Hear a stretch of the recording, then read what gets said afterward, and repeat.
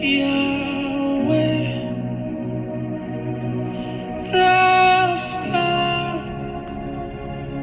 à tous, bienvenue sur la chaîne YouTube Lumière Divine.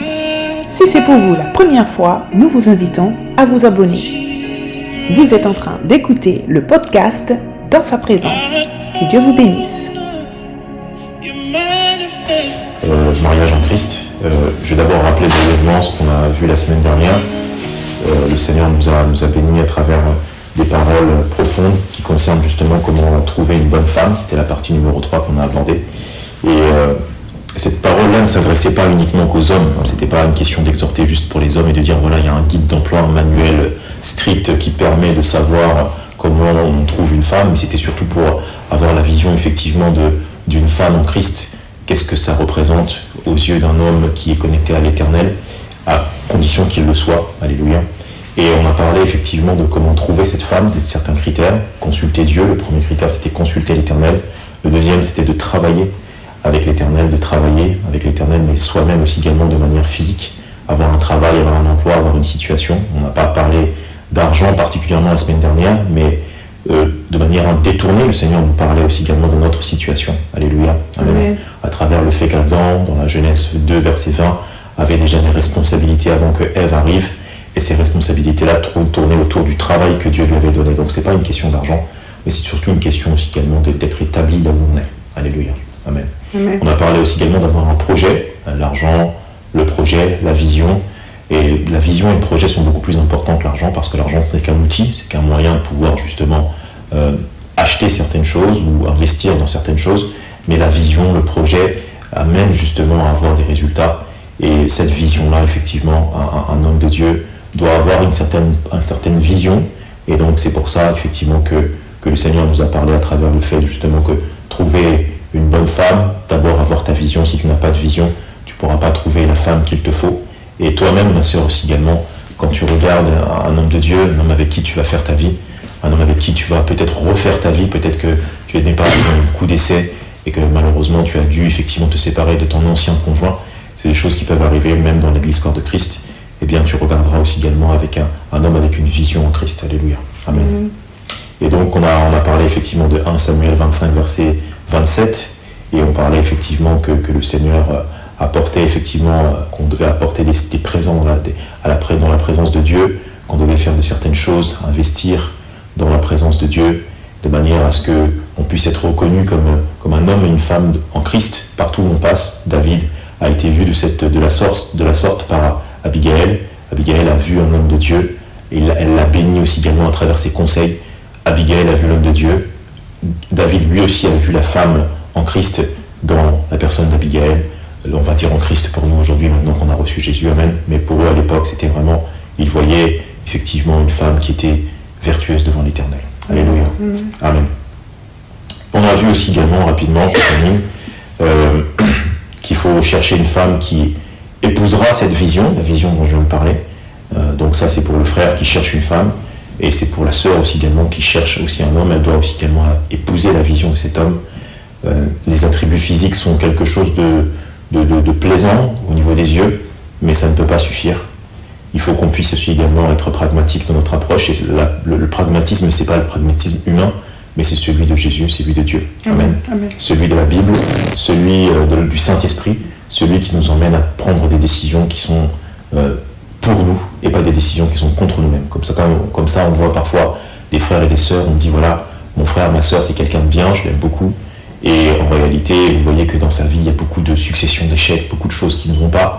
Et malheureusement, frères et sœurs, souvent c'est parce qu'on ne cherche pas la face de Dieu d'abord. On est là, on est généreux, on est quelqu'un de bien. Oui, je crois au nom de Jésus que tu es une personne bien, toi qui entends ce message, mais peut-être que quelque part, tu oublies Dieu dans ton équation. Chaque fois que tu prends une décision, chaque fois que tu réfléchis sur quelque chose, tu es guidé par des émotions qui ne sont pas des émotions qui t'emmènent vers la réussite, mais vers l'échec. Et malheureusement, lorsqu'on ne cherche pas la vision, eh bien c'est comme si on ne cherchait pas l'essentiel.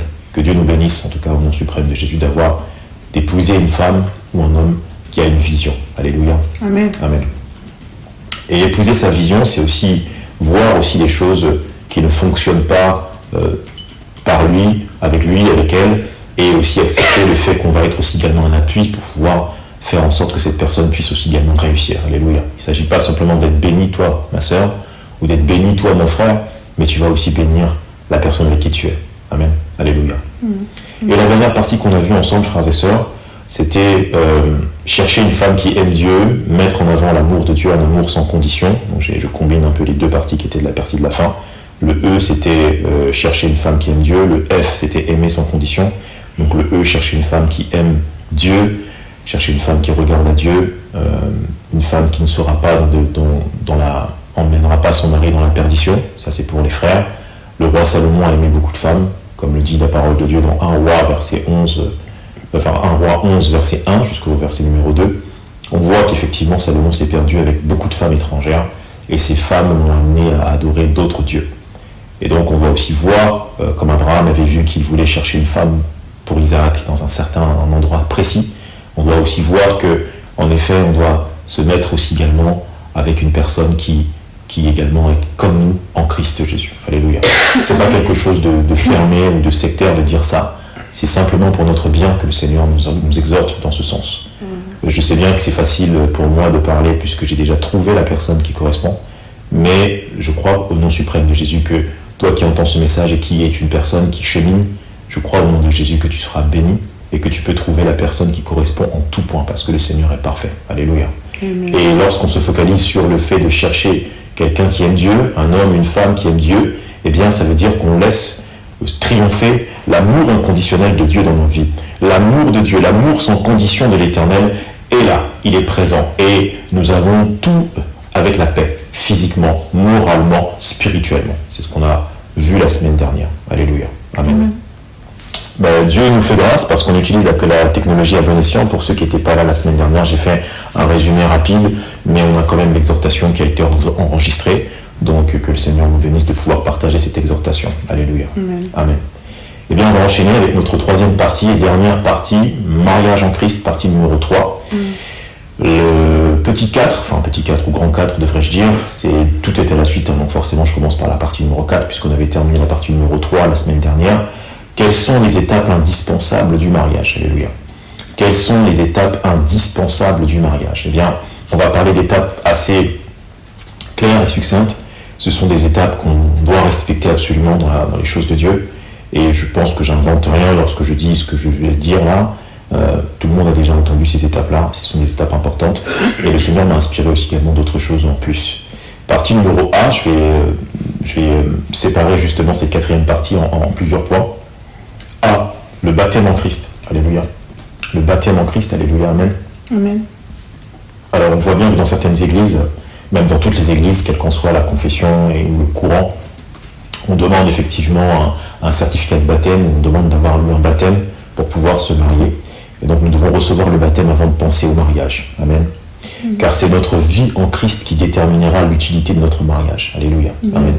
Donc le curseur est mis sur Dieu, il n'est pas mis sur nous et sur la bénédiction que nous avons d'être avec notre mari ou notre femme. Et oui, c'est une bénédiction de partager sa vie avec quelqu'un qu'on aime, qui nous aime, avec qui on a des enfants, avec qui on a des projets, avec qui on achète une maison, avec qui on a un chien, avec qui on a un chat si on veut, avec qui on a tout ce qu'on veut. Amen, alléluia. Votre bonheur, vous le trouvez comme vous le souhaitez, frères et sœurs, et que Dieu vous bénisse abondamment. Maintenant, une fois qu'on a dit ça, on sait que l'objectif du couple est de servir l'Éternel. Et c'est ce qui manque beaucoup dans beaucoup de couples. C'est pourquoi on tourne en rond dans l'insatisfaction. Monsieur veut ça, madame veut ceci. On est insatisfait parce qu'on n'a pas d'objectif de vie spirituelle. Et ça, c'est quelque chose qu'on voit souvent dans beaucoup de couples. Beaucoup de couples se séparent parce qu'on a l'impression de tourner en rond. Vous allez interroger madame, elle va vous dire « Oh, je suis un peu perdu, je ne sais pas ». Vous allez interroger monsieur, c'est pareil. Monsieur, il pense à avoir une copine, quelque part, parce qu'il est vide dans son cœur. Il lui manque quelque chose. Mais qu'est-ce que c'est cette chose qui lui manque? Si on doit parler du fait que, frères et sœurs, si je peux me nommer même moi-même en premier, sans prendre l'exemple de qui que ce soit, si je pense que je suis le plus beau de la terre, c'est faux. Alléluia. Amen. Je sais que le Seigneur m'a fait avec des qualités, gloire à Dieu, je le bénis pour cela chaque jour, mais je ne suis pas le plus beau de la terre. Ça veut dire que quelque part, ma femme aurait pu épouser quelqu'un d'autre si on ne parlait que de ça. Et donc, ça veut bien dire que le physique a une place trop importante dans les relations d'aujourd'hui, et même dans les mariages. Même dans les mariages, on parle d'un objectif de chair, alors que le Seigneur nous amène à lui. Alléluia. Ton mariage doit te bénir pour pour que tu entres encore plus dans les profondeurs des choses de Dieu. Amen. Amen.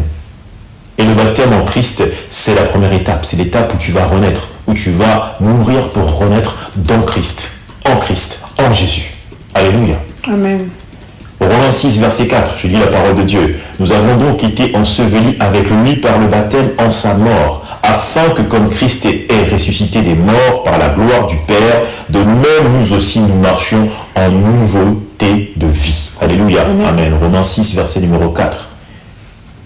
La parole de Dieu parle du fait qu'on a été ensevelis. On est mort. En lui, par le baptême, en sa mort. Ça veut dire que c'est grâce à lui qu'on revit. Alléluia. C'est une petite mort pour la grande naissance, la nouvelle naissance. Alléluia. Tu es quelqu'un de nouveau, ma sœur. Tu es quelqu'un une nouvelle personne, mon frère. Alléluia. Et nous marchions en nouveauté de vie. C'est ça qui est le plus important. Parce qu'on peut dire, je suis quelqu'un de nouveau, je suis né de nouveau. Factuellement, j'ai fait le baptême, je suis entré dans les eaux du baptême, je suis sorti. Mais, le mais est où? Le mais est sur la vie qu'on mène. Est-ce que notre ancienne nature est toujours vivante, encore plus vivante, ou est-ce qu'elle est morte? Alléluia. Et c'est pourquoi la force ne vient pas de nous.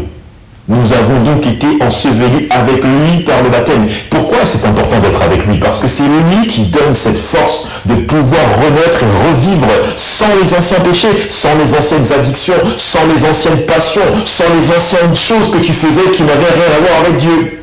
Alléluia. Amen. Et je peux témoigner, frères et sœurs, le Seigneur m'a restauré de cette manière, frères et sœurs. Je ne peux pas témoigner de tout ce que j'ai pu faire avant mon baptême, mais je peux vous dire qu'il y a un tas de choses qui n'existent plus aujourd'hui. Par la grâce de Dieu. Alléluia. C'est pas par ma force, c'est pas par mon intelligence. Et parfois même mes proches autour de moi ne verront même pas la différence. Tellement beaucoup de choses sont enfuies. Et ça on le sait, frères et sœurs, on peut en parler. Beaucoup de choses ne sont pas dites dans l'église, c'est pas parce qu'on est à l'église qu'on dit tout. Il y a beaucoup de choses que chacun garde pour soi.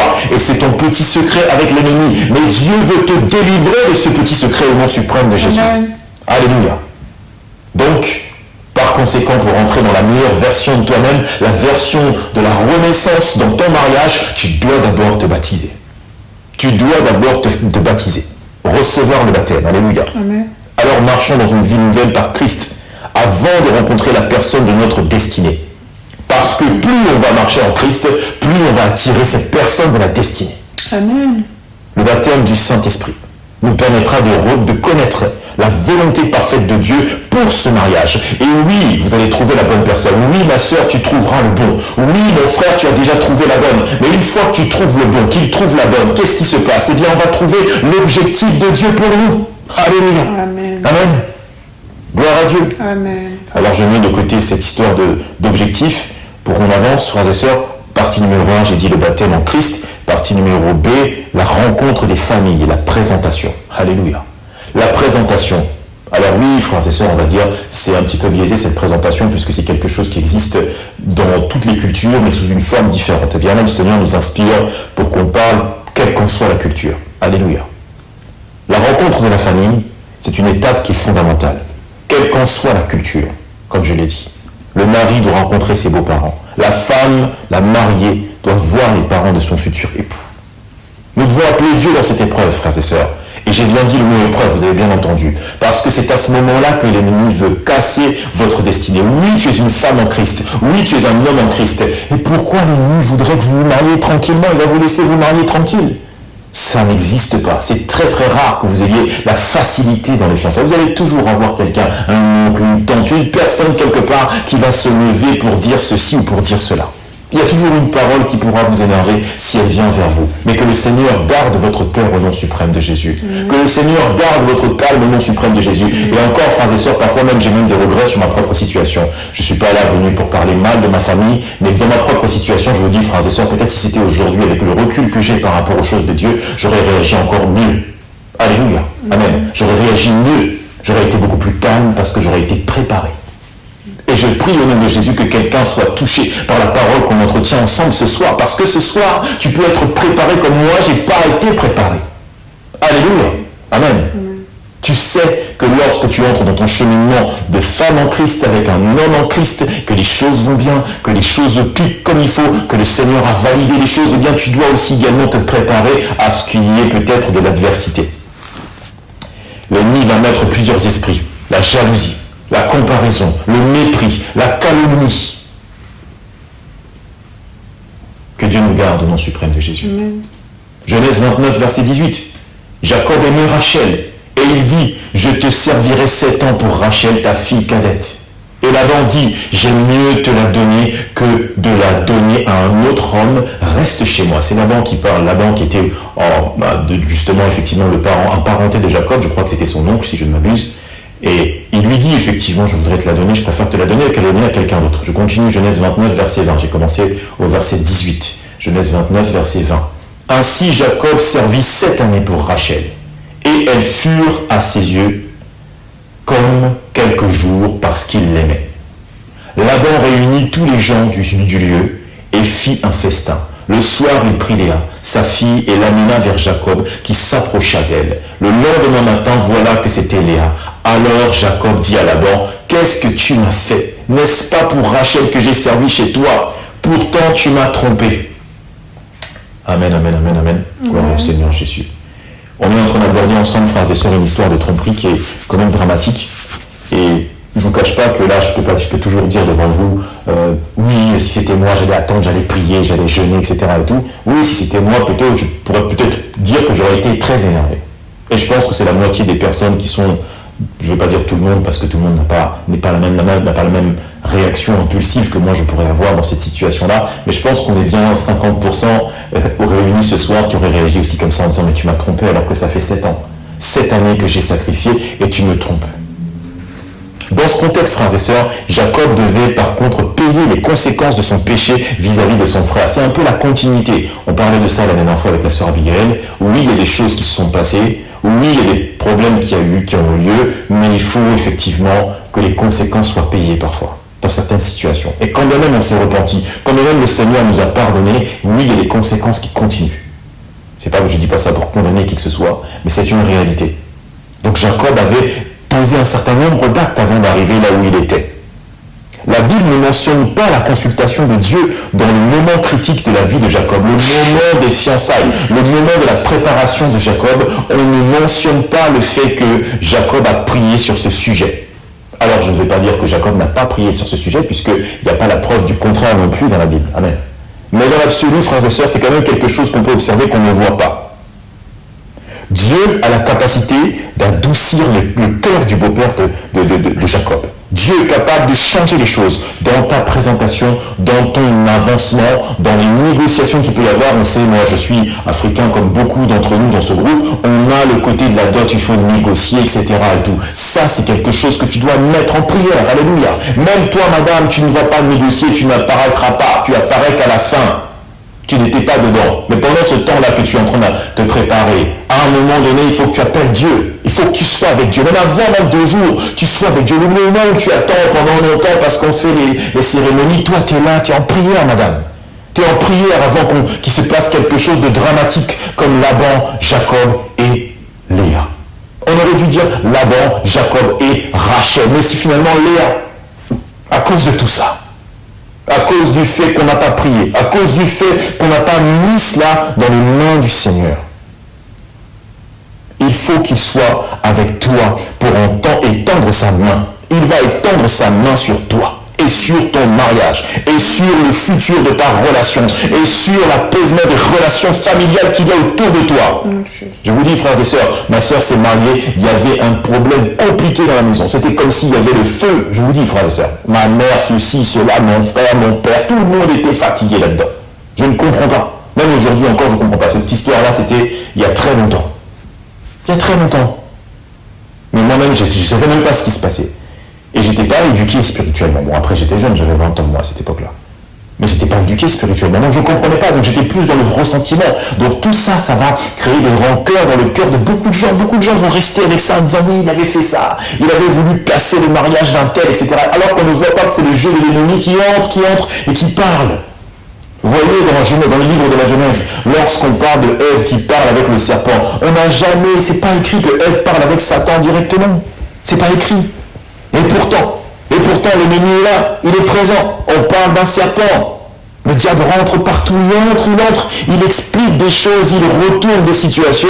Et parce que nous ne sommes pas prêts à cet affrontement, à ce combat spirituel, eh bien parfois on se retrouve à la masse. et on est aussi énervé. Et la frustration entre nous.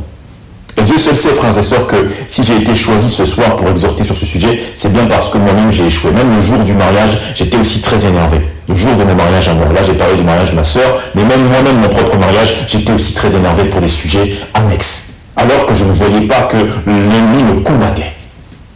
J'ai prié, je me suis repenti. J'ai prié, et l'Éternel m'a gardé. L'Éternel m'a gardé parce qu'il a gardé le cœur de mon épouse. Mon épouse avait toujours le cœur en joie. Pourtant, elle avait un souci. Mais mon épouse avait le cœur en joie. Quand je ne l'avais pas vue pendant longtemps, quand je l'ai vue arriver devant l'autel, j'ai su que voilà, ma femme, c'est une femme de Dieu. Amen, alléluia. Et quand moi-même j'étais là, dans tous mes états, bon, c'était pas quelque chose qui la concernait elle directement, c'était plus par rapport à ma famille, eh bien, j'ai vu que ma femme me soutenait dans le chemin, j'ai oublié tout ça, j'ai fini par oublier. Mais Dieu m'a fait grâce parce que je me suis repenti aussi la nuit même, j'ai prié beaucoup pour me repentir. Et je prie au nom de Jésus que tu n'aies pas à faire cette prière, toi ma soeur qui m'entend, toi mon frère qui m'entend, que tu n'aies pas à faire cette prière. Parce que tu vas être préparé. Alléluia. Préparation. Alléluia. La préparation en Christ. Toi tu sais que Laban veut te donner Léa. Mais toi tu veux Rachel. Alléluia. Amen. Amen. La parole de Dieu dit dans Matthieu 6, verset 6, mais quand tu pries, entre dans ta chambre, ferme la porte et prie ton Père qui est là dans le lieu secret, et ton Père qui voit dans le secret te le rendra. Alléluia. Il y a des choses qu'on fait seul, il y a des décisions qu'on prend seul, et ces choses qu'on fait seul, on les fait dans la présence de Dieu. Alléluia. C'est avec Dieu, tu vas régler ça avec Dieu directement. Tu fermes ta porte, la porte spirituelle, et tu entres dans la présence de Dieu seul. Ne demande pas l'assistance d'un pasteur, ne demande pas l'assistance de ta soeur ou de ton frère. Prie seul au nom suprême de Jésus. Mets-toi dans la chambre avec l'Éternel et demande à l'Éternel de te guérir. Demande à l'Éternel de guérir ton cœur. Demande à l'Éternel de te guider. Amen. Alléluia. Amen. Amen. Amen. Et sache que si tu es déjà marié, ça peut aussi t'aider dans la volonté de renouveler ton mariage. Alléluia. Peut-être que tu es dans un mariage que tu estimes en échec. Un mariage que tu estimes en difficulté. Eh bien, sache comment tu vas devoir renouveler les choses. Renouveler les choses en partant de Dieu. Alléluia. En partant de l'Éternel. En n'ayant pas des relations conflictuelles avec les membres de ta famille, ta belle famille. Alléluia. C'est une malédiction pour une femme, pour un homme d'être mal vu dans sa belle famille. Quand bien même, c'est pas sa volonté à ce monsieur, à cette dame. Peut-être que c'est pas ta volonté, mais c'est déjà difficile. Et Dieu seul sait que c'est vrai ce que je dis. Tu entres dans la belle famille, les gens ne t'apprécient pas.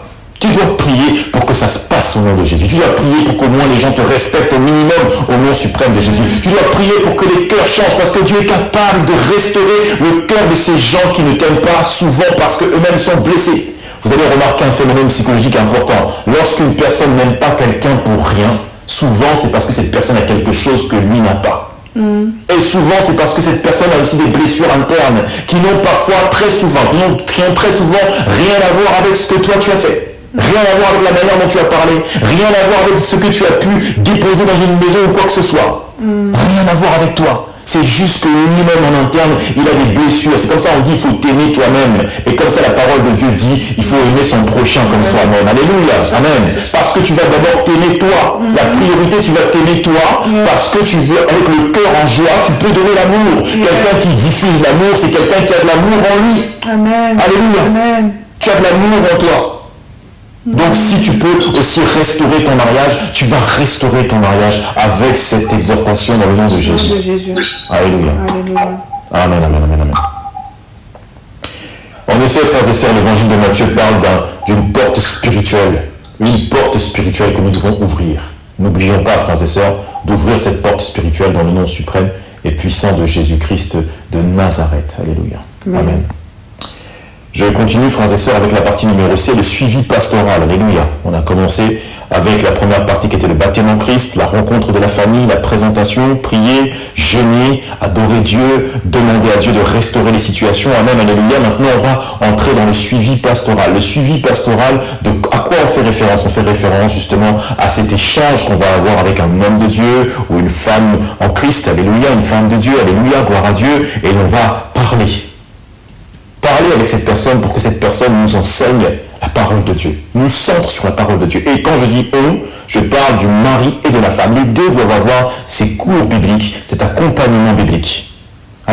Amen. Parce que nous sommes sur terre pour servir la gloire de Dieu, comme j'ai dit tout à l'heure, notre mariage doit permettre l'expression des projets de Dieu dans nos vies. Alléluia. Dieu va s'exprimer à travers ton mariage, la sœur Amandine, au nom de Jésus. Dieu s'exprime à travers ton mariage, la sœur Cynthia, au nom suprême de Jésus. Dieu fait quelque chose avec ton mariage, la sœur Pamela, au nom suprême de Jésus. Dieu agit à travers ton mariage, la sœur Mira, au nom de Jésus. Amen. Alléluia. Amen. Amen. Et même quand tu entends ton nom comme ça, il faut dire Amen parce que tu reçois cette bénédiction. Le Seigneur s'exprime avec ce que tu as. Et ce que tu n'as pas aussi également, je prie au nom de Jésus pour ma sœur qui n'a pas de mariage, qu'elle aussi, elle reçoive ce mariage qui va faire l'expression du Seigneur dans sa vie. Amen. Alléluia. Amen. Et c'est des petits détails parfois. C'est pas que tu vas te balader avec une Bible tous les jours, dehors. C'est pas que tu vas distribuer des flyers en permanence pour exhorter les gens dans la rue. C'est que tu vas avoir un comportement, des conseils, des mots, tu vas incarner quelque chose pour un homme et une femme qui est autour de toi et tu n'imagines même pas ce que ça peut représenter dans la vie de quelqu'un qui cherche un modèle. Et ce modèle-là, c'est Christ, il verra Christ en toi. Amen. Alléluia. Il ne va pas voir la sœur Pamela en disant la sœur Pamela, elle est céleste, elle débarque du ciel. Non. Il va voir la sœur Pamela à travers son comportement vertueux vis-à-vis de Papa Didier. Alléluia. Amen. À travers sa volonté de respecter son mari, sa volonté de vivre une vie incarnée en Christ. Amen. Alléluia. Amen. Gloire à Dieu. Amen. C'est ça que le Seigneur va voir. Enfin, vous savez que les hommes vont voir. Ils vont voir le Seigneur à travers vous, frères et sœurs. Amen. Donc nous devons avoir un suivi pastoral pour que le centre de notre mariage soit Dieu. On va cheminer. Et le pasteur nous donnera sa vision, une vision claire sur les raisons de notre mariage, sur la dimension spirituelle de notre mariage. Alors lisons la parole de Dieu, 1 Corinthiens 7, verset 2. 1 Corinthiens 7, verset 2. Toutefois, pour éviter l'impudicité, que chacun ait sa femme et que chaque femme ait son mari. Que le mari rende à sa femme ce qui lui doit et que la femme agisse de même envers son mari. La femme n'a pas autorité sur son propre corps, mais c'est le mari et pareillement. Le mari n'a pas autorité sur son propre corps, mais c'est la femme. Amen, alléluia. Gloire à Dieu. Le Seigneur m'a inspiré de prendre ce passage. On aurait pu prendre beaucoup d'autres passages pour parler effectivement du suivi pastoral et de ce que le pasteur va pouvoir nous transmettre. Mais là, ce qui est intéressant dans ce passage, c'est que l'apôtre Paul parle avec sagesse, quand bien même lui-même n'a pas été marié. Et il n'avait pas de femme, mais il était clair sur la dimension spirituelle et le corps aussi également, la manière de gérer le corps dans le mariage, dans l'union d'un homme et d'une femme. Il n'est plus question de sa volonté à soi, mais il est question de la volonté de nous. Il n'y a plus de place pour le soi, il y a une place maintenant pour le nous. Et c'est ce que l'apôtre Paul dit de manière indirecte dans ce passage biblique. La volonté de l'Église est la prospérité des couples. Les couples doivent marcher pour que l'Église fonctionne. Vous imaginez un homme de Dieu qui dit qu'il gère des brebis, il gère le troupeau de l'Éternel, alléluia, des 60 personnes. Aujourd'hui, moi j'étais à l'Église, on était quasiment presque 160, je ne sais plus combien on était, mais l'Église avait l'air bondée. Et je vous dis, frères et sœurs, comment on va gérer une église comme celle-là si chez soi c'est le chaos? On ne peut pas. On doit se focaliser sur les choses essentielles. Et le corps que j'ai aujourd'hui ne m'appartient plus qu'à moi. Il appartient à Dieu. Gloire à Jésus. Amen, alléluia. Mais ma femme doit aussi également en disposer comme elle le souhaite. Ça ne veut pas dire qu'on doit faire des abus. Ça ne veut pas dire que ma femme doit me dire fais ci, fais ça. Mais ça veut dire que quelque part, je dois être en phase spirituellement avec mon épouse pour savoir comment disposer de mon corps. Et quand elle me fait des remarques, parfois, ça va très loin. Elle me parle parfois de mon alimentation. Et oui, frères et sœurs, là, quand je parlais de ça, tout le monde pensait à la sexualité. Non, pas que la sexualité. Ah oui, frères et sœurs. Et l'alimentation aussi également. Si demain je deviens Rifat 3.0 avec 150 kilos, il va y avoir un problème. Et je ne pourrais pas dire que oui, etc. C'est pas biblique ça, la sœur Abigail. Comment ça, c'est pas biblique? Eh bien oui, on lit la parole de Dieu là dans 1 Corinthiens 7, verset 2, et on voit qu'est-ce qui est écrit dedans. Est-ce que je suis censé faire ce que je veux quand je veux, manger des sneakers dans tous les sens, ou est-ce que je suis censé faire attention à ce que je fais aussi également, surtout si ma femme me le dit? Alléluia. Amen.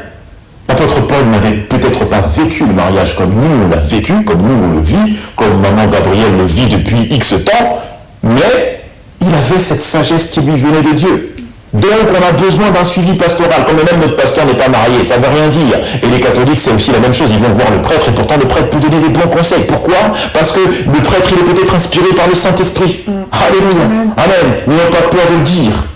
Amen, alléluia. Amen. Le Saint-Esprit n'est pas réservé aux chrétiens évangéliques, c'est faux. Alléluia. Amen. Jésus est venu pour les âmes, il est venu pour le monde, il est venu pour transformer les hommes, pour changer, pour ouvrir la vie éternelle, l'accès à la vie éternelle. Ce n'est pas une question de religion, de confrérie, c'est une question de Dieu. Alléluia. Alors l'apôtre Paul est plein de sagesse et il nous conseille. Ce suivi pastoral, nous devons l'avoir. Comme le référent a été l'apôtre Paul dans les écrits qu'il a donnés, notre pasteur est aussi notre référent. Et frères et sœurs, moi-même j'ai suivi les cours, j'ai été enseigné, j'ai écouté, j'étais là.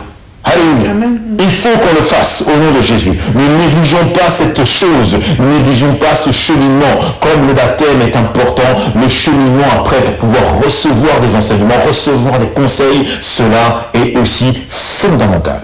Amen. Et la parole de Dieu nous enseigne dans 1 Corinthiens 16, verset 2. La séparation n'est pas de Dieu. Dieu ne sépare pas. Vous n'êtes qu'un. Le rejet de la femme, le rejet du mari, ça n'est pas de Dieu. Et est-ce que quelqu'un a déjà été rejeté par Jésus? Est-ce que quelqu'un est déjà rejeté par Dieu? Est-ce que toi-même qui m'entends, est-ce que tu as été rejeté par Dieu? Tu n'as pas été rejeté par Dieu. Même si tu peux le penser dans ton cœur. Le Seigneur me parle et me dit que quelqu'un pense ça dans son cœur ce soir. Au nom de Jésus, je prie. Entends ma voix, ma soeur, mon frère, ça n'est pas vrai. Alléluia. Amen. Ça n'est pas vrai au nom de Jésus. Amen. Ça n'est pas vrai parce que le Seigneur peut-être te garde dans un endroit au chaud alors que toi tu penses que tu es en échec. Il te garde là pour t'aider à avancer, pour t'aider à progresser, pour t'aider à exhorter, pour t'aider à transformer toi aussi à ton tour la vie de quelqu'un qui cherchera Dieu. Amen. Alléluia. Alors frères et sœurs, enchaînons dans notre partie numéro 2. Amen. Le mariage civil. Alléluia. Amen. Amen.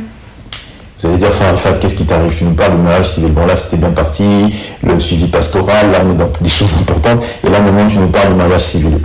Le Seigneur m'a inspiré par rapport à ça parce que on a beaucoup de gens qui font des mariages combinés. C'est-à-dire, on va faire un mariage un peu seulement religieux, culturel. Et ça, Dieu seul sait que dans la communauté africaine, il y a eu beaucoup d'histoires comme ça où on essaie de contourner un peu pour faire en sorte que je sois toujours mère seule quelque part et j'ai un mariage qui n'est pas civil. Alors que la parole de Dieu nous emmène dans des choses concrètes par rapport à ça. Et le vrai doit exister. Frères et sœurs, je vous dis la vérité, moi-même là aujourd'hui, j'ai besoin encore de prière par rapport à ça, parce que par rapport à l'entreprise que je manage aujourd'hui, il y a beaucoup de schémas où je regarde, des fois je vois des tickets ou des dépenses que j'ai pu faire, je ne peux pas dire des choses fausses, parce que l'entreprise est à Dieu. Et je me ravise. Je vous dis, frères et sœurs, je me ravise, je vais écrire un truc faux, j'écris pas. Parce que je sais très bien que Dieu, il n'est pas là-dedans. Et j'ai dit avant de démarrer que je suis, ça c'est à toi Seigneur Jésus. Alors il prend au mieux. Le Seigneur ne revient pas en arrière sur les choses que tu as pu dire. Amen. Alléluia, amen. Je prie au nom de Jésus que quelqu'un reçoive cette parole. Je ne sais pas, dans la tête depuis tout à l'heure j'ai Amandine. Amandine reçoit cette bénédiction au nom suprême de Jésus. Je ne sais pas pourquoi j'ai ça, mais que le Seigneur te bénisse abondamment.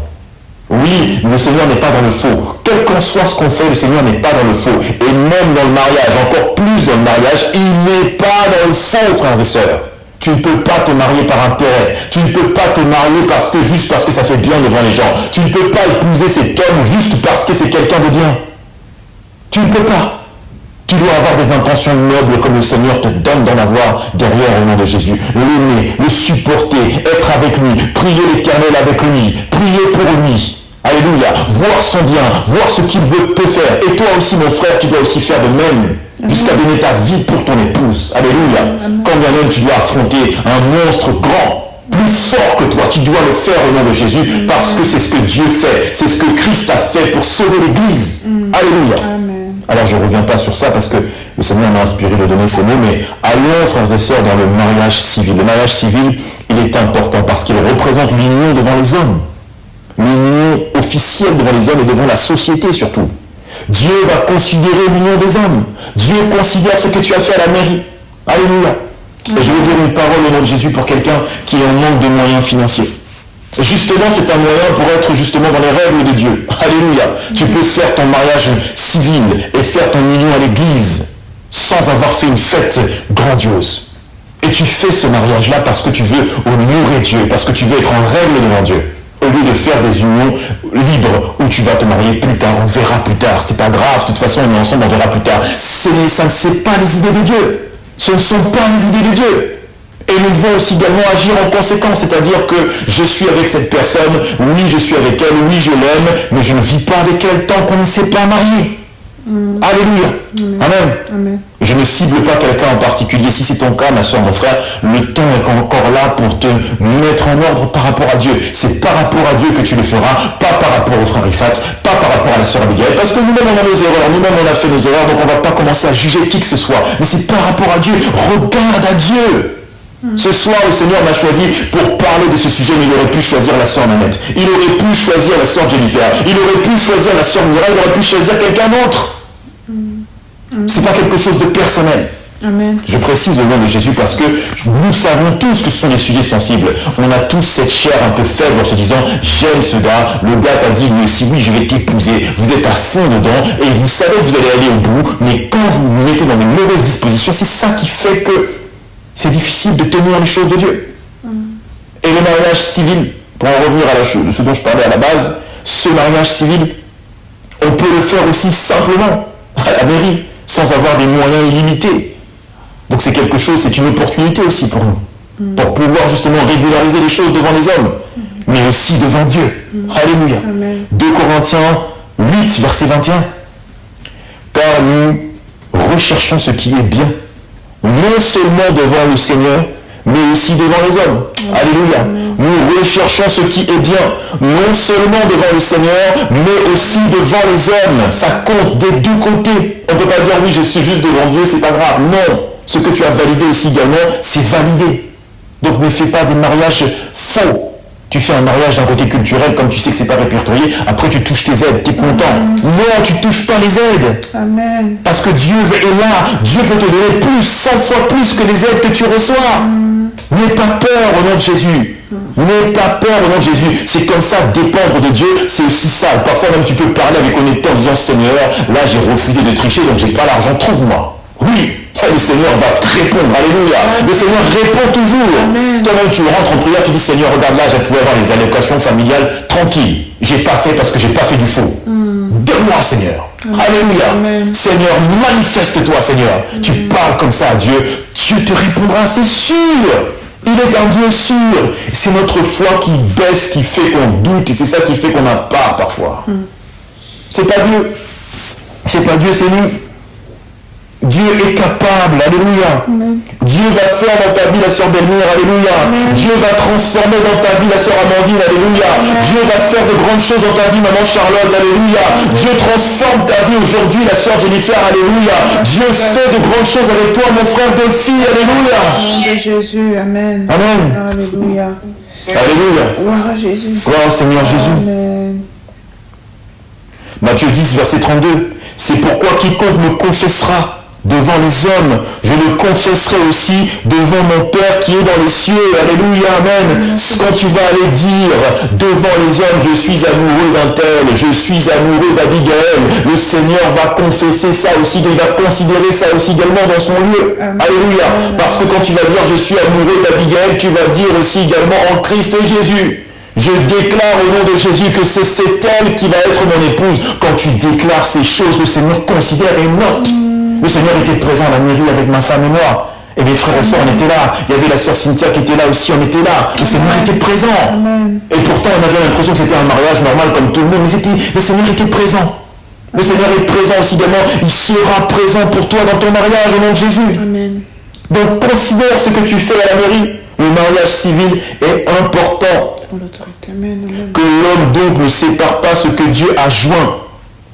Il y a toujours un parallèle important, ça c'est Marc 10, verset 9. Il y a toujours un parallèle important entre ce que Dieu a fait et ce que l'homme fait.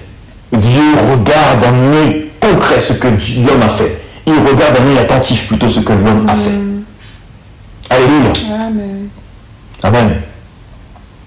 Impossible, frères et sœurs, de ne pas confirmer ce mariage devant les hommes. Dieu considère toutes les positions que nous prenons devant les hommes. Dieu est droit. Il ne change pas son discours en fonction de son auditoire. Il ne fait pas du faux. Il est dans le vrai. Il est dans l'avancement des choses. Alléluia. Alors continuons, frères et sœurs. Partie numéro E. Le mariage religieux. Alléluia. Le mariage religieux. Alléluia. On va se marier religieusement Bon, quand j'ai dit religieux, c'était plus, c'est pas pour parler de coutume, mais c'est plus pour parler de la bénédiction des hommes et des femmes devant l'Éternel. Alléluia. C'est quelque chose qui est important. Je ne vais pas insister trop lourdement dessus, mais le Seigneur m'a demandé d'en parler. Ça correspond à cette cérémonie religieuse en présence de la famille et des proches, une union sous l'autorité des lois de Dieu. Alléluia. Amen. C'est pourquoi on doit avoir quelqu'un qui prie pour nous, qui va prier. Il y a un mariage qui m'a marqué, frères et sœurs, si je peux faire un témoignage par rapport à ça, c'est le mariage de mon frère Ben. On était au Ghana, c'était en Afrique, et on a fait ce mariage, et quand ils ont prié, les hommes de Dieu, les anglophones dans les choses de Dieu, ils ont vraiment quelque chose de spécial. Je ne vais pas comparer quoi que ce soit, mais ils ont vraiment quelque chose de spécial. Et quand ils ont prié, vous sentez qu'ils avaient préparé cette prière et ils avaient prié pour lutter contre les esprits des deux familles. Donc ils ont intercédé puissamment. Je crois que c'était le moment le plus important du mariage en question. Je vous dis, frères et sœurs, même moi-même j'avais les yeux ouverts comme ça. J'ai dit, ça c'est quelle prière qu'on fait pour un mariage. Ils ont intercédé puissamment. Vous sentiez l'onction. Même s'il y a des mots, parfois tu ne comprends même pas ce qu'il dit, mais ils priaient. Je vous dis, frères et sœurs, c'était impressionnant. Et là, on voit effectivement que l'importante dimension spirituelle du mariage, elle a été saisie par ces hommes de Dieu. Ils sont venus à 4, frères et sœurs. Écoutez bien, ils sont venus à 4. Pourquoi? Parce qu'ils savaient très bien qu'on ne pouvait pas être seuls. Et d'ailleurs, j'ai un souvenir de mon pasteur, le pasteur Olivier, qui nous a mariés avec la sœur Abigail, qui avait l'évangéliste Papa JC qui était là. Et il a appelé Papa JC. Et je comprends maintenant pourquoi, avec le recul. Je comprends pourquoi il l'a appelé. Parce qu'il y a des choses mystérieuses qui se passent. Toi, tu viens avec les trucs de famille qu'on t'a mis. Monsieur, il vient aussi avec quelque chose de famille. Il faut que ce soit brisé au nom de Jésus. Amen. Il faut que ce soit cassé au nom suprême de Jésus. On ne comprend pas ces dimensions. On y pense que quand on est dans la difficulté dans le mariage, alors qu'avant, il fallait agir. Amen. Il fallait agir avant. Le mariage religieux sert à ça. Ils ne servent pas qu'à faire la fête. Le mariage, c'est pas le jour qu'on te marie. C'est le mariage, c'est après. Alléluia. Amen. Le jour où on te marie, c'est la fête. Quand on parle de la fête, je mets de côté la cérémonie religieuse dont on est en train de parler, mais si on met ça de côté, les gens pensent qu'à la fête, qu'à faire la fête, à danser. Mais c'est pas le mariage, ça, c'est après. Il faut bien préparer, c'est après. Alléluia. Et c'est dans la prière. Et les hommes de Dieu avisés ont compris. Je me souviens de mon pasteur qui vient dans la chambre où on était avec ma femme. On avait une espèce de suite réservée quand on était en train de se marier. Il vient et me dit, mes frères et sœurs, moi je vais partir. J'ai dit, voilà un homme de Dieu, alléluia. J'étais heureux, c'est la seule personne qui m'a dit, je pars tout de suite, il n'est même pas resté, que j'étais content parce que j'avais compris la dimension spirituelle de son acte. Il n'était pas venu pour jouer. Alléluia. Amen. Il n'est pas venu pour jouer. Il est venu pour prier, pour intercéder, parce qu'il ne pensait qu'à cette dimension spirituelle haute. Mais nous, les mariés, toi, le futur marié, le frère Golfi, toi, la future mariée, maman Charlotte, pense à ce qu'on dit ce soir. Amen. Alléluia. Amen. Pense à ce qu'on dit ce soir. Pense-y à rentrer dans les jeûnes, dans la prière, dans l'intercession, avant ta cérémonie religieuse, parce que là, le Seigneur te visitera. Au nom de Jésus. Alléluia. Amen. Avec puissance. Amen. Alors je crois, frères et sœurs, au nom suprême de Jésus, que même si tu es déjà marié, tu peux aussi également apprendre de beaucoup de choses de cette exhortation pour aussi transmettre des bons conseils aux gens qui sont autour de toi. Je crois au nom de Jésus qu'il y a des couples dans ce groupe qui sont déjà mariés et qui connaissent toutes ces choses qu'on aborde. Alléluia. Mais il faut ne pas oublier, se rappeler ce soir pour distiller les bons conseils. Alléluia. Amen. Amen. Amen. Même pour les enfants, amen. Même pour les enfants. Alléluia. Les mamans doivent connaître ça. Amen. Le mariage, frères et sœurs, est une union que les mariés ne peuvent pas révoquer. Alléluia. La mort viendra séparer le mariage et autoriser la femme ou le mari à se marier de nouveau. C'est quelque chose de concret qu'on doit aussi appréhender correctement. Ça ne veut pas dire qu'on doit mourir sous les coups de son mari. Alléluia. Amen. Ça ne veut pas dire qu'on doit accepter tout. Et j'ai pas dit, quand j'ai dit ça, j'ai pas dit qu'il fallait divorcer. Mais peut-être prendre du recul, partir, quitter ce foyer dans lequel tu es oppressé, ma soeur. Alléluia. Tu quittes ce foyer, mais ça ne veut pas dire divorcer. Tu quittes ce foyer pour sauver ta vie. Mais ton mari peut être aussi également restauré pendant ce temps. Amen. Alléluia. Amen. Le Seigneur est capable de toutes choses. Mais au moment où tu es en danger physiquement, tu dois quitter. Tu dois quitter au nom de Jésus. Je rajoute au nom de Jésus, je fais exprès parce que je sais que ça divise beaucoup les gens dans l'église. C'est des exhortations qu'on n'entend pas partout. Mais frères et sœurs, je m'engage moi-même. Moi-même, j'ai une sœur, j'ai été élevée dans le foyer des femmes. Je veux voir aucune femme souffrir au nom de Jésus. Alléluia. Et je crois que le Seigneur Jésus valide ce qu'on est en train de raconter ce soir. Quand bien même ça crée des débats dans l'église. Je vous dis, frères et sœurs. Donc tu dois prendre le recul de quitter un foyer toxique pour toi, ma sœur. Je le dis pour les femmes exprès parce que nous savons tous que les hommes physiquement sont beaucoup plus forts. Et donc c'est très rare pour un homme. Mais toi aussi, mon frère, tu dois aussi partir, que cet homme qui m'écoute ce soir aussi entende cela au nom de Jésus. Si tu es dans un foyer toxique, tu dois aussi prendre du recul. D'une, pour ne pas faire du mal à cette femme. Deuxièmement, pour ne pas aussi également souffrir toi aussi. Alléluia. Mais ça ne veut pas dire divorcer. Une fois qu'on a dit ça, on n'a pas dit qu'il fallait divorcer. Que Dieu nous bénisse d'avoir le recul. Toutes les situations ne sont pas similaires. Donc je ne vais pas tout mettre dans le même sac. On doit vraiment prier. Et on doit être sage lorsqu'on aborde ces sujets. C'est ça. Alléluia. Le mariage n'a pas été fait pour être révoqué. Parce que si Dieu avait révoqué l'existence de l'être humain, nous ne serions tous pas là pour parler. On n'existerait même plus. En un clin d'œil, le Seigneur est capable de tous nous raser. Soyons conscients de cela. Si sa miséricorde a duré pour que nous puissions vivre, c'est bien parce que nous devons la donner à d'autres aussi également. Lorsque nous entrons dans cette union qui est le mariage, c'est quelque chose d'important que nous portons. Et nous devons aller jusqu'au bout. Alléluia. Dieu n'a jamais cessé de t'aimer, ma soeur, mon frère. Alors ne cesse pas d'aimer ton mari. Dieu n'a jamais cessé de croire en toi, ma soeur, mon frère. Alors tu ne peux pas laisser ton mari. Tu ne peux pas laisser ta femme, mon frère. Alléluia. Parce que Christ est mort à la croix pour sa femme, son épouse, l'Église. Amen. Et c'est des paroles qui doivent être profondes en nous, ancrées en nous, parce que nous croyons en Christ et en son évangile. Amen. Une femme est liée aussi longtemps que son mari est vivant. Mais si le mari meurt, elle est libre de se marier à qui elle veut, seulement que ce soit dans le Seigneur. Alléluia. Il faut que ce soit dans le Seigneur. Même ton remariage, toi qui n'es plus marié aujourd'hui, qui a été marié dans le passé, ton remariage doit être dans le Seigneur. Alléluia. Amen. Amen. Oui, ton remariage doit être dans le Seigneur. Aussi longtemps que ton mari est vivant, tu es lié à ton mari. Et si ton mari te répudie, là, à ce moment-là, tu peux ne plus être lié à lui quand même il est vivant. Mais s'il est vivant et qu'il ne t'a pas répudié, tu es encore avec lui. Oui, c'est ce que la parole de Dieu dit. Soyons conscients, frères et sœurs, que le retour en arrière est impossible selon les règles de Dieu. Peu importe la croyance de ton conjoint, peu importe que ton conjoint ne soit pas présent avec nous pour prier, pour jeûner, pour adorer, parce que parfois on va dire voilà, etc., ma femme elle prie pas, donc du coup quand elle prie pas, ben, j'ai une église, je sais que j'ai plein de sœurs là-bas de l'autre côté qui prient, je vais prendre une autre sœur. Non, non. Christ est son épouse. Christ a une épouse imparfaite. Oui ou non? Oui ou non? Vrai ou faux? Oui. Christ a une épouse imparfaite. Son épouse n'est pas parfaite. Donc il y a besoin que tu fasses aussi comme Christ. Christ est ton modèle, ma soeur, mon frère. Et il a sacrifié tout ce qu'il avait pour une femme, une épouse imparfaite. Ce discours, frères et sœurs, est unisexe. On ne parle pas de femme ni d'homme. Il est ni féminin, ni masculin. Il fait référence aux disciples de Dieu, les disciples de Dieu que nous avons ce soir. La sœur Isabelle, la sœur Lydienne, le frère Dolphy, la sœur Jennifer du Canada, la sœur Jennifer de France, la sœur Amandine, les disciples de Dieu, la sœur Déborah du UK. Alléluia. C'est de ces gens-là que le Seigneur parle. Il ne parle pas d'autres personnes. Il fait référence aux disciples de Dieu qui entrent dans le mariage. Nous devons connaître la parole de Dieu en matière de mariage. Et la parole de Dieu en matière de mariage est distillée dans toute la Bible, frères et sœurs. Elle est distillée au fur et à mesure. C'est même pas que les contextes et les situations de mariage qui nous parlent aussi également de mariage, mais c'est surtout l'attitude par rapport à Dieu, par rapport à un Dieu qu'on connaît, par rapport à un Dieu avec qui on a une relation, par rapport à un Dieu avec qui on évolue. Alléluia. Amen. Alors, frères et sœurs, j'avance.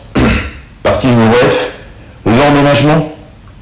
On va emménager avec notre mari, notre femme, une fois que le mariage est fait, une fois que le mariage est validé. Amen, alléluia. Là, on a avancé. La cérémonie religieuse a eu lieu.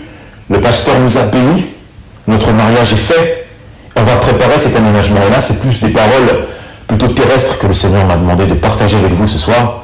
C'est moins centré sur la Bible, même s'il y a des passages bibliques que le Seigneur m'a donné de partager. Mais je vais témoigner. Pour ma part, j'avais vécu une vie de couple qui ressemblait à une vie maritale avant la sœur Abigail, et j'avais beaucoup échoué dans cette relation. Et le Seigneur m'avait aussi également restauré. Alléluia. Alors je prie au nom de Jésus que toi qui passes par cette situation-là, que le Seigneur te restaure aussi également de la même manière. Une fois que j'ai dit ça, frères et sœurs, je peux vous dire que lorsque la sœur Abigail est entrée dans ma vie, elle a voulu faire des choses qui l'intéressaient elle. Elle est venue poser ses marques dans la maison dans laquelle moi j'étais avant. Je vous ai déjà dit ça dans le passé, j'étais déjà avant dans la maison. Même si c'était une maison qu'elle m'avait influencé à prendre. Amen, alléluia. Mais j'étais déjà avant dans cette maison. Elle est venue chez maman Charlotte et ensuite elle m'a rejoint. Eh bien, frères et sœurs, quand elle est rentrée, la sagesse de Dieu s'est emparée de moi et j'ai laissé la sœur Abigail faire des choses que je ne voulais pas voir dans ma maison de base. Parce que le Seigneur m'avait restauré et m'avait préparé. Tu vas aussi préparer l'aménagement aussi également que tu vas avoir. Si c'est toi la femme qui va aménager chez l'homme, pense aussi également au fait que tu vas aussi faire attention un peu plus. Et oui, et il faut que ce soit permanent au nom de Jésus. Amen. Alléluia. Oui, là où tu vas aller chez ton mari, ne fais pas tout et n'importe quoi comme tu faisais chez tes parents, comme tu faisais quand tu étais toute seule. C'est difficile d'entendre ça, mais frères et sœurs, je crois que le Saint-Esprit de Dieu nous parle à travers cette exhortation. Il nous parle. Et je crois que le Seigneur Jésus voulait parler de cette situation. Nous devons aussi également avoir cette sagesse. L'emménagement n'est pas quelque chose de simple. C'est quelque chose qu'on doit préparer. Préparer mentalement. Alléluia. Amen. Vivre avec quelqu'un, c'est une étape importante. C'est une étape qui nécessite de la sagesse. Alors, ma soeur, mon frère, si tu n'as pas cette sagesse, peut-être aujourd'hui tu penses qu'il y a encore des choses à faire, prie au nom de Jésus. Prie au nom de Jésus. Appelle un frère, appelle une soeur qui peut te conseiller et te donner des conseils qui vont t'aider à pouvoir préparer cet emménagement. Parce que ça se prépare. Ça se prépare, frères et sœurs. Tu ne peux plus regarder la télé comme tu veux. Tu ne peux plus jouer sur ta console comme tu en as envie. C'est pour les messieurs, ça. Oui, frère, belle-fille. Alléluia. Amen. Et oui, il n'y a pas de console de jeu jusqu'à 5h du matin quand on est marié. Non, non, au nom de Jésus. L'aménagement se prépare. Alléluia. L'aménagement se prépare. Proverbe 21, verset 9. Mieux vaut habiter à l'angle d'un toit que de partager la demeure d'une femme querelleuse. Alléluia. Mieux vaut habiter à l'angle d'un toit que de partager la demeure d'une femme querelleuse. Alléluia. Alors, frères et sœurs, je prie au nom de Jésus. Si, ma sœur, tu es une femme querelleuse, tu sais en toi que il y a beaucoup de sujets, des fois, quand tu discutes un peu, t'aimes bien un peu l'embrouille. Il faut que tu pries pour être délivré. Alléluia. Parce que c'est pas comme ça que ton mariage va tenir. Il faut que tu pries pour être délivré de cet esprit de contradiction. Oui, mon frère, ma soeur, ça c'est bon pour les deux côtés. Homme comme femme, il n'y a pas de domination ou quoi que ce soit, il n'y a pas de papa un tel ou papa un tel ou mon Seigneur. Si jamais tu ne respectes pas ta femme, ça ne vaut rien devant Dieu. Alléluia. Donc il y a des moments où ta femme elle parle, toi aussi tu te tais, monsieur. C'est bizarre de dire ça, mais je vous le dis, frères et sœurs, moi-même je suis un homme et je bénis l'Éternel pour la famille que j'ai eue. Parce que moi, quand j'étais chez mes parents, ma soeur, si je dis à ma soeur, serre-moi ça, elle me met une gifle directe. Ouais. Il n'y avait pas d'histoire de frère, de gros. Si tu es une femme, tu dois faire ce que l'homme te dit. Tes petits frères, on va te mettre un coup de boule, tu vas rien comprendre un peu comment tu veux. Tu vas dire à ta soeur, vas-y, fais-moi ça, fais-moi ça. Jamais de la vie. Et ma soeur est là. Alléluia. Amen. Et donc, grâce à ça, parfois je peux avoir l'humilité de me dire que je ne parle pas comme ma femme elle parle. Oui, ça m'arrive. De temps en temps. Alléluia. Mais ça m'arrive. Alléluia. Donc des fois, des deux côtés, toi madame aussi également quand monsieur parle, arrête de parler en même temps. Il faut que monsieur aussi puisse s'exprimer, dire ce qu'il a à dire. Peut-être même tu as raison, tu auras le temps de lui faire entendre raison par la suite, par la prière, par le recul. Des fois c'est bien aussi de ne pas parler trop. Et ça, tu vas préparer aussi également ton mental avant d'emménager. Tu vas déjà penser à ces choses en disant, ah, voilà, peut-être j'ai cette tendance-là à faire ça. Je vais commencer à prendre du recul. Lui, il va aussi s'imposer. Et moi aussi, quand je vais faire ça, comme ça, il va me suivre aussi. Alléluia. Amen. Mieux vaut habiter à l'angle d'un toit que de partager la demeure d'une femme querelleuse. Il y a aussi Proverbe 25, verset 24. Mieux vaut habiter à l'angle d'un toit que de partager la demeure d'une femme querelleuse. Alléluia. Amen. Gloire à Dieu. Amen.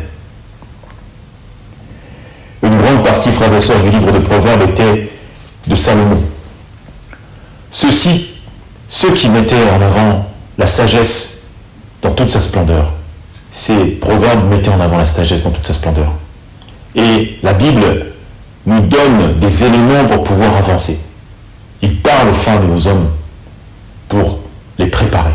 Cette préparation-là, nous pouvons la mettre au service de notre mariage. Alléluia. Amen.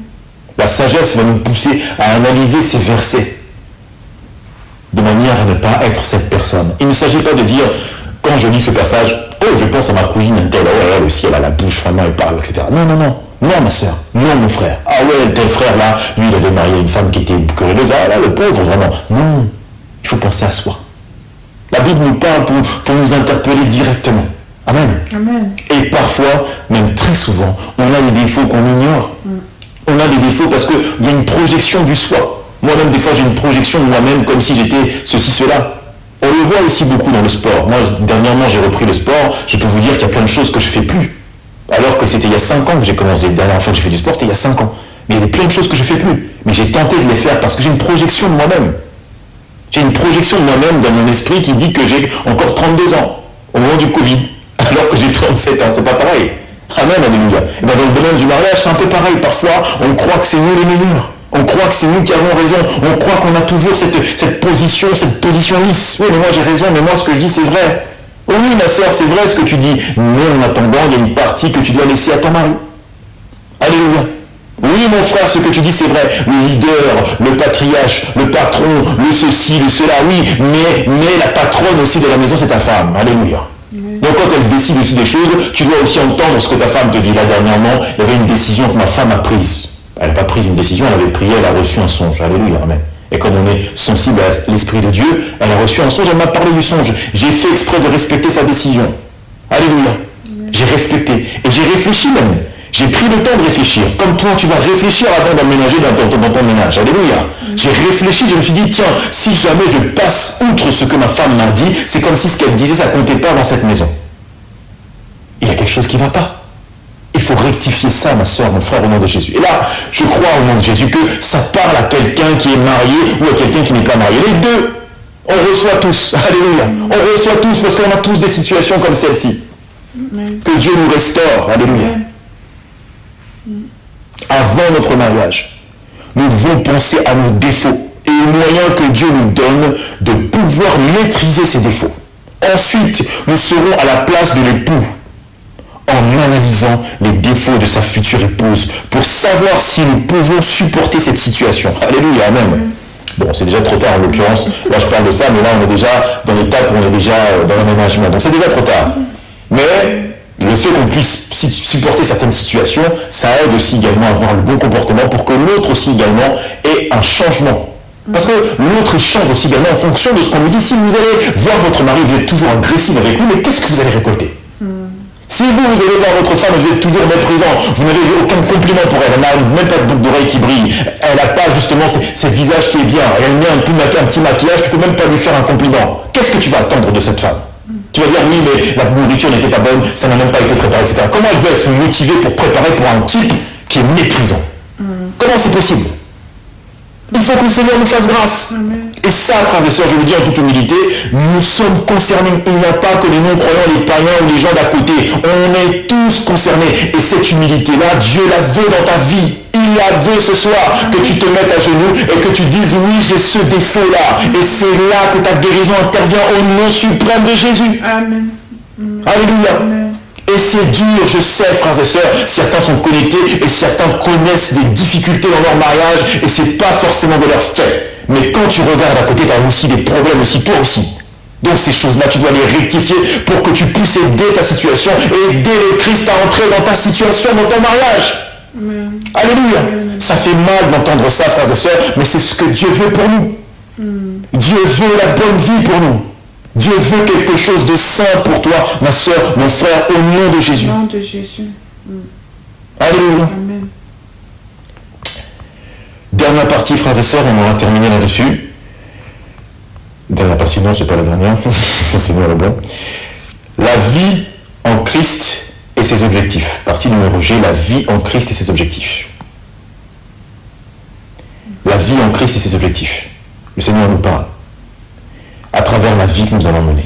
Alors oui, nous avons emménagé, là tu es déjà dans ton couple, vous êtes là, le mariage a été fait depuis peu, et vous êtes ensemble. Eh bien, j'ai envie de dire, même c'est avant le mariage même qu'on doit penser à ça, comme on a dit tout à l'heure, la vie en Christ et ses objectifs. Tu dois avoir des objectifs en Christ. Mais quand je dis tu dois, c'est vous devez. Nous devons, alléluia, ensemble avoir des objectifs en Christ. Et la vie en Christ demande la réalisation des choses pour la gloire de Dieu. Le mariage est une institution divine. Il va porter des fruits pour la gloire de Dieu. Alléluia. Ça veut dire qu'à un moment donné, on met de côté son propre plaisir. On met de côté le côté validation de la société. On met de côté le côté où la société nous a élevés parce qu'on a eu un mariage. Et ça arrive dans les entreprises, notamment les hommes, souvent quand ils sont mariés, on leur donne des responsabilités. Ça fait bien d'être marié. Les patrons sont toujours contents de voir leurs salariés se marier, surtout ceux qui n'étaient pas mariés avant. Je vous le dis, frères et sœurs. Moi-même, quand je me suis marié, j'ai vu que le regard avait changé sur moi dans la société dans laquelle je travaillais. C'est vrai, c'est réel. On te donne des responsabilités facilement. Au-delà de cela, frères et sœurs, on doit avoir un objectif en Christ. Par conséquent, ma sœur, tu vas devoir trouver la raison pour laquelle les projets de ton couple sont importants aux yeux de Dieu. Tu vas devoir trouver la raison pour laquelle tu vis pour Dieu. Ton couple vit pour Dieu. Frère, tu dois avoir une vision qui va réjouir le cœur de Dieu et ne pas t'éloigner de Dieu. Alléluia.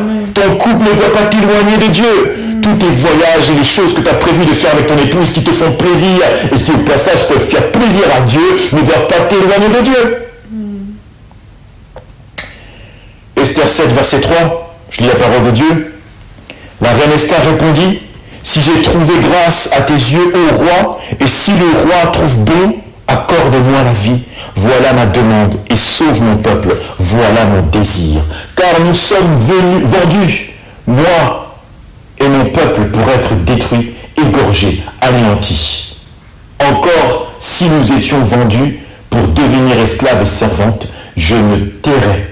Mais l'ennemi ne saurait compenser les dommages faits au roi. Le roi Assuérus prit la parole et dit à la reine Esther, « Qui est-il et où est-il celui qui se propose d'agir ainsi ?» Esther répondit, « L'oppresseur, l'ennemi, c'est Aman, ce méchant-là. » Aman fut saisi de terreur en présence du roi et de la reine. Effectivement, Aman était présent au moment où Esther a exposé les faits devant le roi. Esther 7, verset 9. Et Arbona, l'un des eunuques, dit en présence du roi, « Voici le bois préparé par Aman pour Mardoché, qui a parlé pour le bien du roi et dressé dans la maison d'Aman. À la hauteur de 50 coudées, le roi dit qu'on y pende Aman. Et l'on y pendit Aman au bois qu'il avait préparé pour Mardoché. Et la colère du roi s'apaisa. L'arroseur arrosé. » Ça, c'est moi qui rajoute. Amen. Gloire à Dieu. Frères et sœurs, Mardoché était l'oncle ou le grand cousin de Esther, je ne sais plus entre les deux, j'ai toujours un doute par rapport à ça, mais en tout cas c'était un parenté d'Esther. Et c'était lui effectivement qui était venu voir Esther pour lui dire que Esther, si jamais tu continues comme ça, enfin si tu ne fais rien entre guillemets, eh bien peut-être le Seigneur va choisir quelqu'un d'autre, parce que peut-être le Seigneur t'a choisi pour que tu puisses justement sauver, faire quelque chose pour le peuple. C'est ce que Mardoché lui a dit. Mardoché était un homme de Dieu. Et Mardoché était celui qui était combattu par l'ennemi. Et l'ennemi a utilisé Aman pour justement combattre Mardoché et combattre aussi également la destinée du peuple de Dieu à travers cela. Esther a pris ses responsabilités. Esther a utilisé son mariage. Esther a utilisé sa position pour pouvoir faire quelque chose pour son peuple. C'est le genre de femme que tu dois être, ma sœur. Alléluia. Amen. Ton mariage doit servir pour bénir et non pas pour jalouser et non pas pour montrer ta richesse. Ton mariage doit servir pour transformer. Amen. Alléluia. Alléluia. Ce passage biblique est rempli d'enseignements, frères et sœurs. Dieu souhaite utiliser ton mariage pour faire du bien à une multitude. La situation du peuple hébreu était plus importante que la tranquillité du couple d'Esther. La tranquillité de ton couple est importante et je prie au nom de Jésus que tu sois tranquille. Je prie au nom de Jésus que le couple de la sœur Mira soit tranquille. Je prie au nom de Jésus que le couple de la sœur Isabelle soit tranquille. Je demande au nom de Jésus que le frère Taylor et la sœur Nanette soient tranquilles. Amen. Mais tranquille après avoir fait le service de Dieu. Amen. Amen. Tranquille après avoir jeûné, prié, adoré pour Dieu, intercédé pour la gloire de Dieu. Amen. Alléluia. Amen. Amen. Esther 4, verset 13. Mardoché fit répondre à Esther, « Ne t'imagine pas que tu échapperas seul d'entre tous les Juifs, parce que tu es dans la maison du roi. Car si tu te tais maintenant, le secours et la délivrance surgiront d'autre part pour les Juifs, et toi et la maison de ton père vous périrez. Et qui sait si ce n'est pas pour un temps comme celui-ci que tu es parvenu à la royauté. Mardochée avait une sagesse, frères et sœurs, comme j'ai dit tout à l'heure, dans la vision du mariage d'Esther. Il savait qu'une bénédiction de Dieu devait impérativement avoir son utilité entre les mains de Dieu. Amen. La délivrance est venue d'Esther. La délivrance a été une bénédiction pour Esther et pour son mariage quelque part. Esther avait rapidement compris les enjeux de son couple et le caractère spirituel de cette décision, de l'influence positive qu'elle pouvait avoir auprès du roi. Toi, ma soeur, toi, mon frère, tu auras une influence positive sur ton conjoint pour le bien des hommes et des femmes. Lorsque ton mari est en conflit avec son père, en conflit avec sa mère, en conflit avec son oncle, en conflit avec sa tante, toi, tu dois être le pont de la réconciliation. Alléluia. Amen. Tu dois être celui ou celle qui va réconcilier les hommes et les femmes. Alléluia. Amen. Tu dois faire ton œuvre pour pouvoir faire en sorte que les cœurs soient apaisés. Alléluia. C'est ce que Dieu veut pour toi. Je termine, frères et sœurs, avec notre dernière partie, la réalisation de nos objectifs humains. C'est encore dans la même veine de ce qu'on a abordé ensemble tout à l'heure, avec la vie en Christ et ses objectifs. Vivre en Christ avec un objectif de servir Dieu, réaliser les objectifs humains du mariage, c'est dépendre entièrement de Dieu. Alléluia. Entrer dans la dépendance de Dieu, dans les objectifs que Dieu nous a donnés. Il n'y a pas de place, frères et sœurs, pour des projets qui ne sont que du monde. Il y a de la place, frères et sœurs, pour les projets de Dieu. Dieu doit rester sur son trône élevé. Quelles qu'en soient nos intentions, elles doivent être tournées vers Dieu. Et Dieu seul sait que ce que je dis là est difficile. La réalisation de nos objectifs humains doivent être intimement connectés à Dieu. Et on en parle souvent, assez souvent dans le groupe lorsqu'on parle. Je donne un exemple assez parlant pour quelqu'un qui peut-être ne visualise pas ce dont on est en train de parler. Typiquement, je travaille dans un milieu hospitalier. Dieu bénisse les sœurs qui travaillent dans le milieu hospitalier dans ce groupe, alléluia. Eh bien, ton rôle n'est pas que de donner des médicaments ou de prescrire quelque chose à un patient. Ton rôle est aussi également de faire ta mission spirituelle, d'accompagner aussi également les patients d'un point de vue spirituel. Oui, l'État te dit on ne prie pas, etc. et tout, mais tu as le droit de prier dans ton cœur. Alléluia. Tu as le droit de murmurer quelques phrases comme Anne a fait. Lorsque lorsque le prophète est passé devant elle. Alléluia. Amen. Lorsqu'elle cherchait l'enfant Samuel, elle parlait, elle murmurait. Il croyait même qu'elle était saoule. Tu as le droit de murmurer comme ça. On ne va pas comprendre ce que tu dis. Tu parles dans ta barbe. On ne comprend pas, mais tu pries. Alléluia. Tu intercèdes. Donc tu vas réaliser un objectif humain, c'est-à-dire que tu vas avoir ton diplôme d'infirmière. Tu as déjà eu ton diplôme d'infirmière. L'objectif humain a été réalisé. Tu as été béni, tu as trouvé un travail, tu as une maison grâce à ça, tu as acheté une maison avec ton mari, tu as acheté une voiture avec ton mari grâce à ça, mais cet objectif humain est aussi utilisé entre les mains de Dieu. Amen.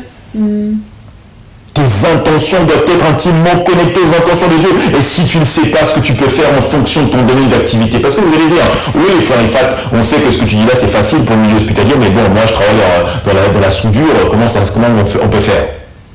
Amen. Eh bien, il faut demander à Dieu. Le Saint-Esprit peut t'aider à trouver ton utilité. Et parfois, tu es là pour sauver aussi également des hommes et des femmes qui vont peut-être rentrer dans des choses comme le suicide. Ton collègue est mal en point. Et tu es là, dans cette société, juste pour sauver des âmes. Alléluia. Alors, je vous invite, frères et sœurs, à consulter Dieu avant de lancer vos projets. Même si ça vous semble être des projets du monde, même si vous pensez que dans votre mariage, vous allez faire telle chose, ça va vous bénir, ça n'a rien à voir avec Dieu. Non, dans ton mariage, tu vas faire ces choses et tu vas trouver le moyen de bénir Dieu. Amen. Dieu se glorifiera à travers tes actions, ma soeur, mon frère, à travers ces actions personnelles, à travers ces projets personnels que tu auras entamés avec ton mari. Amen. Éphésiens 4, verset 1. Je vous exhorte donc, Moi, le prisonnier dans le Seigneur, a marché d'une manière digne de la vocation qui vous a été adressée. Alléluia. Je vous exhorte donc, moi, le prisonnier dans le Seigneur, à marcher d'une manière digne de la vocation qui vous a été adressée. Alléluia. Cette vocation, elle est adressée à la sœur Pamela. Elle est adressée à la sœur Jennifer. Elle est adressée à la sœur Déborah. Elle est adressée à la sœur Bénir. Elle est pour la sœur Cynthia. Cette vocation, l'apôtre Paul parle. Il parle de nous, frères et sœurs, l'Église, corps de Christ. Nous avons un devoir, une obligation devant le Seigneur. Nous ne pourrons pas rembourser toutes les grâces que le Seigneur nous a fait dans notre mariage. Il nous a donné cette possibilité de nous marier, mais nous ne pourrons pas rembourser. Le seul moyen que nous avons de pouvoir honorer Dieu, c'est de continuer son combat. La logique est de servir Dieu dans toutes nos entreprises, pas forcément entreprises commerciales, mais entrepreneuriat, ce que nous allons entreprendre, frères et sœurs, ce que nous allons faire doit servir les intérêts de Dieu. Amen. Il n'y a rien à faire sans Dieu, frères et sœurs, rien. Rien à faire sans Dieu. Prisonnier dans le Seigneur, libre éternellement. Alléluia. Retenons bien ça, frères et sœurs. Prisonnier dans le Seigneur, on a une obligation. Amen, alléluia. Je parlais avec mon frère la dernière fois et je disais, voilà, moi, quand je pars au basket le vendredi. Le dimanche, il y a entraînement de basket. J'ai dit, les gars, moi, j'ai rendez-vous avec le Seigneur le dimanche. J'ai comme un agenda que j'ai coché. Je ne peux pas enlever ça. Alléluia. Amen. Et quand bien même je ne vais pas à l'église, je vais dormir, je vais récupérer, mais je ne vais pas aller au basket pour me faire plaisir à la place de l'église. Jamais. Alléluia. Amen. Amen. Je ne vais pas faire ça. Et je leur ai dit. Clairement, ce que je dis, frères et sœurs, c'est vrai, j'ai dit ça aux membres de mon équipe de basket. J'ai dit non, les gars, moi, le dimanche, j'ai coché comme un rendez-vous. C'est un rendez-vous, on ne peut pas enlever. On ne peut pas enlever. Amen. Que le Seigneur nous bénisse. Nous sommes, frères et sœurs, prisonniers dans le Seigneur parce que nous sommes à Dieu. Mais libres éternellement. Alléluia. Cette liberté, c'est Christ qui te la donne. Ton mariage est là pour être une bénédiction. Alléluia. Ton mariage va être une bénédiction pour toi parce que c'est un mariage qui vient de Christ et qui sera en Christ jusqu'au bout, au nom de Jésus. Au nom de Jésus. Alléluia. Amen. Alors, frères et sœurs, on va prier au nom de Jésus pour que toutes ces paroles qu'on a partagées ensemble soient entre les mains du Seigneur Jésus. Alléluia. Père éternel, toi qui es notre Dieu, qui est notre roi, nous te bénissons, Seigneur. Et nous mettons entre tes mains ce moment de prière, ce moment d'exhortation dans le nom suprême de Jésus, Seigneur. Tu es notre roi, tu es notre Dieu, Seigneur. Tu es celui qui change nos vies, tu es celui qui transcende nos vies. Merci infiniment, Père éternel, pour cette exhortation que tu nous as donnée, Seigneur, Dieu Tout-Puissant. Je prie au nom de Jésus, nous prions, Père éternel, pour qu'un homme ou une femme dans ce groupe soit béni d'avoir reçu cette exhortation, Seigneur. Toi qui es notre roi, qui est notre Dieu, Père éternel, change les cœurs, transforme les cœurs, Père éternel. Donne-nous la possibilité d'être meilleur, Père éternel. Même moi qui ai parlé, Seigneur, Dieu Tout-Puissant, tu m'as utilisé, Seigneur, mais je prie, Père éternel, pour que tout ce que je n'ai pas encore assimilé, Seigneur, que je puisse l'assimiler au nom de Jésus, avec l'humilité que tu me donnes, Seigneur. Tu es mon roi, Père éternel. Tu es le roi des hommes et des femmes de ce groupe, Seigneur. Je crois au nom de Jésus que tu as béni la sœur Abigail, que tu as béni la sœur Bénir, que tu as restauré la vie de la sœur Cynthia, que tu as fait de grandes choses pour la vie de la sœur Nanette, que tu bénis maman Françoise, que tu restaures la vie de maman Gabrielle, que tu fais du bien à la sœur Déborah, que tu changes la vie de la sœur Pamela et de son mari, le frère Didier, au nom de Jésus, que tu mets ta main sur la vie de la sœur Amandine, que tu restaures la santé et la vie de la sœur Jennifer,